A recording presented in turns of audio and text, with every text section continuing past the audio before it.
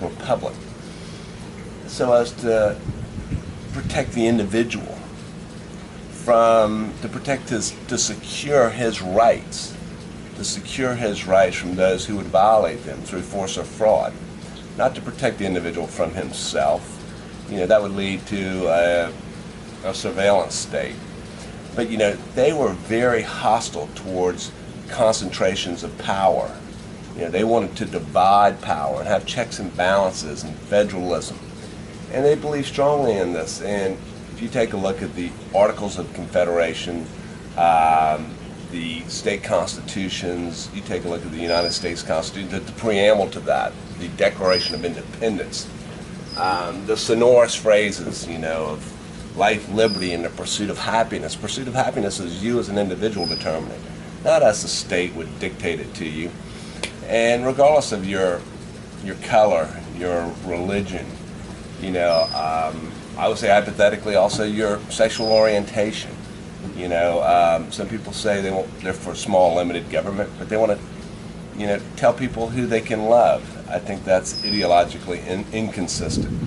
And so it's worked wonderful. It's been a wonderful system for 150 years. In 1937, FDR was trying to get through his court packing scheme. We had this court packing scandal whereby he was trying to advance a program that actually prolonged the Great Depression. There are a number of books, a lot of authors, and it's pretty definitive now that his policies, tripling the income tax and having, undistributed profits tax and having 700 cartels where the government and central planners were telling employers, what they could pay their employees or how much they could charge their customers, or in the agricultural policy, in a time when people were hungry, they were having farmers plow under their fields, or they killed 6 million pigs, and they outlawed discount stores or offering bargain prices. This at a time when people needed bargains.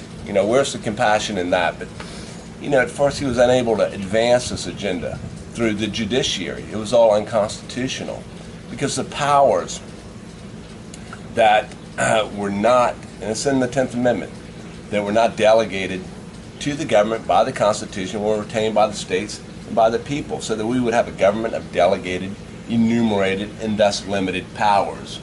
And in addition, if the power was not in the Constitution, there was no authority to exercise that power.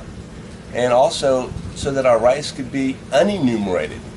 Yes, we enumerated some of them, but if you take a look at the 9th Amendment, it said basically just because we enumerated some of those rights, that in no way denied or disparaged all of our rights, which were too many to enumerate. And then the 14th Amendment, you take the three together, and that encapsulates my philosophy. And what it basically did was it extended the privileges and immunities of our rights at the federal level to the states, so that the states could not abuse their citizens. And then the forefathers believed in federalism, that a lot of the problems need to be dealt with at the states, because each state has different problems, and it allows also the laboratories of freedom, the 50 states, to come up with 50 solutions to the problems. Some states will get it wrong. One state may get it right. The other 49 states can replicate the correctness of that solution. Or simply, one state citizens may have values different from another state's, and we can vote with our feet. Conversely, if a state gets a problem terribly wrong, their solutions are horrible, it doesn't infect the other 49 states, and to get away from this situation where we have a one-size-fits-all solution that could be wrong for the whole country. And I believe strongly in what F.A. Hayek talked about, the fatal conceit, that these central planners in Washington can make better decisions for we the people that would supplant the trillions of decisions that hundreds of millions of Americans would make in their own mutual self-interest. But getting back to the court packing scandal, well, you could only do these certain things at the federal level. And as an additional break and as an additional shield, it had to provide for the general welfare. It was meant as a shield against power. But they converted that into a sword. It had to be for the general welfare, for everybody equally, not just for some special interest group. So they basically obliterated and turned that meaning on its head. Also, the Commerce Clause was meant against, it was intended as a shield against government power and against the states violating the rights of their consumers by instituting protectionist measures to benefit, select special interest groups, who wanted to pick the pockets of their fellow statesmen. So it basically allowed to make trade regular, to regulate trade. It was about interstate commerce so that trade could flow freely throughout the 50 states. So it was a break against abuse of power at the state level. But these were converted into swords for power, after the scandal, because what happened was Roosevelt threatened to stack the court with 6 new judicial appointees, and they call it the switching time to save 9. Basically, the court started rubber stamping the New Deal agenda, which was so damning to the economy and prolonged the Great Depression. Out of their self-interest, they didn't want to lose their power, and they started deferring all decisions to the legislature. Pass any law you want. We're not going to stand in the way anymore. And so all these powers, we went from a government of enumerated powers in Article 1, Section 8, to a country of unenumerated powers. And so the Supreme Court didn't even look at the Powers Clause anymore. They started looking, well, how can we squeeze it through? How can we make this constitutional? Oh, it's called the Welfare Clause, or we'll say it's part of the Commerce Clause. And they started becoming very inventive. And as a result, we've got this Leviathan on the Potomac that is threatening our liberties, that is bankrupting our country. And the whole notion of federalism has been turned on its head with these grant and aid programs.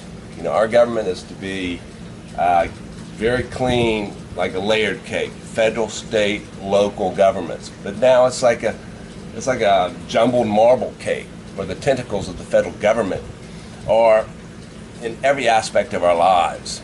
And not only that, but the politicians, there's no accountability. If every government's responsible, no government's responsible. I mean, take these grant and aid programs, whereby the federal government says we will match the states for every dollar. Take Medicaid. If the state, pays $1 for Medicaid, they'll be matched by $2 by the federal government. So there's an incentive there to be wasteful, not to provide better quality customer service, but to waste more money so that they can get more federal money from the federal taxpayers. And the best thing to do there is to block grant the money for Medicaid, which is health care for the poor and the disabled. And then that's the 50 states. There you go. The 50 states can figure it out. One state's going to get it wonderfully well. The other 49 can study what the other states are doing. They can all study what's good about the various programs and what's bad, and adopt the good and get rid of the bad. And not only that, people can vote with their feet. If they have a Medicaid program that's set up terribly in one state, they can vote with their feet and move out of that state. These one-size-fits-all programs lead to bloat, and they're wasteful. There's over 800 of these programs, and they're bankrupting America. We need more freedom in healthcare. We need more free markets. It was just written the other day by Stephen Friedman. They were talking about the Jetsons, an economy based on the Jetsons and the Flintstones. One part of the market is always getting better, it's getting cheaper, and the other part of the market it's government run. It's getting more and more expensive, and it's not getting any better. Take education. The Department of Education has spent $1 trillion. And the federal government got involved in education, spent $1 trillion of federal taxpayers' money, and education is basically flatlined. Math and science test results have declined. So we need to take a serious look at the wisdom of our founding fathers and the original intent. There are hundreds of programs that need to either be terminated, cut, devolved to the states, or privatized. Take privatization, air traffic control. A lot of people say, well, that's very important. Government better do it. I believe in just the opposite. Because it's so important, we shouldn't entrust federal bureaucrats. The private sector, they're always innovating. They're entrepreneurial. They're always being more and more efficient. Canada privatized it. Take the Postal Service. In our country, it's against the law to even compete with daily first-class mail. In fact, overnight providers can't even use our mailboxes. So we need to look at what other countries have done. They've gone to privatizing, and at least or opening up to competition their government-run postal services. A lot of programs need to just be terminated because so many of the laws make worse the very problems they purport to solve. You know, the big urge to resist as a new congressman or as a new U.S. senator is to do nothing. You know, it's that ancient wisdom that was imparted to the physicians in the Hippocratic Oath. First, do no harm. Do no harm. So, you know, we need to fundamentally rethink, redefine, and reevaluate our relationship to government. We need to ask not what the government can do for us, but what we can do for ourselves. You know, as individuals, as organizations, not through government, but apart from government. And that's what the Constitution was written to enable. It empowers government, but in a very limited way. It empowers people by leaving them alone in every other way. Now, I believe in government. We absolutely need a government. For where there's no government, there's no freedom. You know, as John Locke said, you know, and I'm paraphrasing, any man's humor could domineer over another man. You know, but the government is there to secure our natural rights. Now, the left they turned this whole notion of rights and natural rights, which we are born with, they turned it on its head. You know, now they say a right is a right to have free health care, free housing, free, you name it, fill in the blank. You deserve it free, but how is it a right if it imposes an affirmative obligation on somebody to pay for that right, you know, through force? And believe me, that's why I'm for limited government. Government is force, it is violence, it's a threat of violence. Therefore, we need to limit it. And these are just some of my thoughts, some of my principles. I feel like in terms of dividing power at the federal level, we're not seeing that now. We need to have basically a king. You know, there should be a judiciary, a legislative, and an executive branch. Our legislative branch is the rulemaking body.